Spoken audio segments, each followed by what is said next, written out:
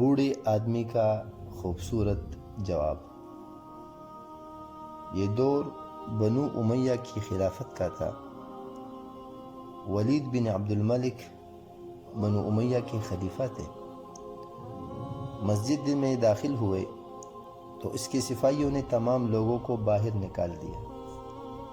ایک بوڑھے نے باہر نکلنے سے انکار کر دیا۔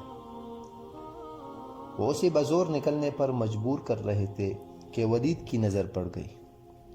ولید نے کہا رک جاؤ۔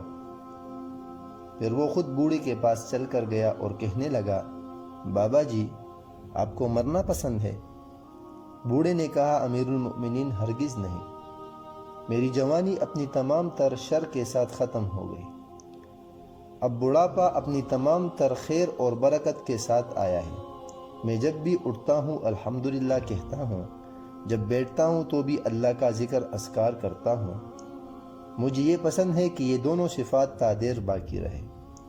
ولید بن عبد الملک وہ مسکرانے لگے اور اپنے سپاہیوں کو کہا کہ اس کو چھوڑ دو، یہ مسجد میں ہی بیٹھا رہے۔